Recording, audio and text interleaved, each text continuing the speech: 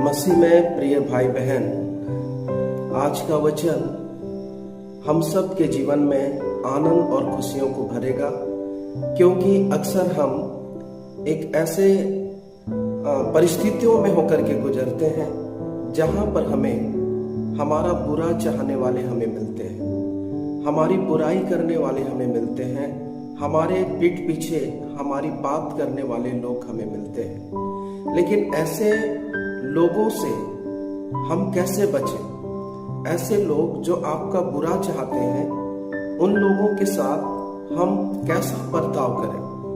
मैं आज आपको परमेश्वर के वचन से उत्साहित करना चाहता हूं कि जब ऐसे व्यक्ति जो आपका बुरा चाहता है, तो परमेश्वर के वचन में लिखा है, नीति वचन उसका 26 अध्याय और उसके 27 पद में, कि जो गड्ढा खोदता है वही उसी में गिरेगा।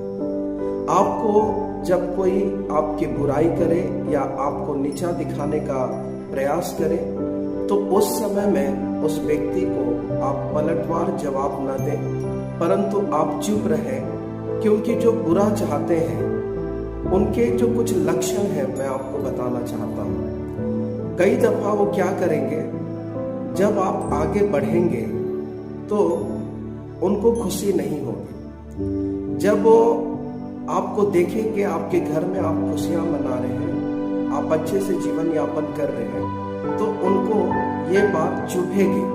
वो आपसे नफरत करेंगे, वो आपकी सुनेंगे नहीं, वो आपको नीचा दिखाने का प्रयास करेंगे, वो हमेशा अपनी मनमानी अपना जीवन को व्यतीत करेंगे और हमेशा वो दूसरों के सामने आपकी चुगली खाएंगे। लेकिन आपको मैं आज बताना चाह रहा हूं कि ऐसी परिस्थितियों में आपको कभी भी उन लोगों को पलटवार जवाब नहीं देना है, या ये भी नहीं कहना है कि मैं इसका पलटा इनसे लूंगा या लूंगी। क्योंकि परमेश्वर के वचन में रोमियो 12 अध्याय उसके 17 पद में लिखा है कि बुराई के बदले हमें किसी के साथ बुराई नहीं करना है, वरन हमको भलाई ही करना है। आपको ये बताते हुए मुझे बहुत अच्छा लग रहा है, बाइबल में ऐसे बहुत सारे लोग हुए जिनके पीछे लोग हाथ धो करके पड़े थे, उनको गिराने के लिए, उनको नीचा दिखाने के लिए, लेकिन परमेश्वर ने उन्हीं को ही उस गड्ढे में गिरा दिया। जब आप एस्तेर उसका 7 अध्याय और उसके 9-10 वचन को पढ़ेंगे, तो वहां पर लिखा है, हामान ने मोर्दके को फांसी लगवाने के लिए वो राजा से ये दरख्वास्त करती है। लेकिन आपको बताना चाहता हूं, मोर्दके खुद उसी फांसी में लटक करके मर जाता है। जब आप परमेश्वर के वचन को पढ़ेंगे दानियल के विषय में, दानियल 6 अध्याय को जब आप पढ़ेंगे, तो वहां पर लिखा है, दानियल को सिंहों के मान में डाल दिया गया, लेकिन दानियल को कोई भी आंच नहीं आया। और जिन लोगों ने बुरा किया उनके साथ, उन्हीं लोगों को ही उसी शेर के मान में डाल दिया गया और शेरों ने उनको जिंदा खा गया। सदरक मेशक अबेदनगो के विषय में भी लिखा है, जब उन्हें धधकती हुई आग में डाल दिया गया, तो क्या हुआ?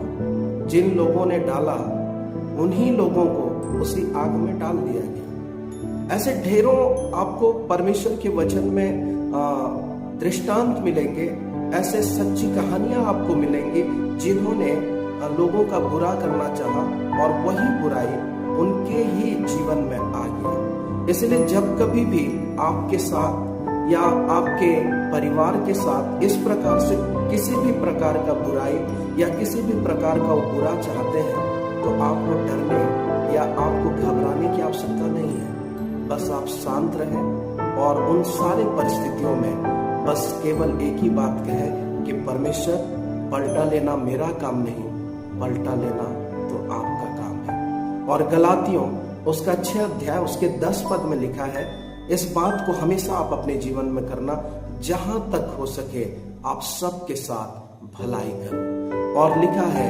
बुराई के बदले हमें कभी भी बुराई नहीं करना है, बल्कि बुराई को भलाई से जीत लेना है। और जिस दिन मैं और आप बुरा करने वालों के साथ हम भलाई करने लग जाएंगे, उस दिन से आपका जीवन परमेश्वर को भावता हुआ बलिदान होकर के ग्रहण किया जाएगा।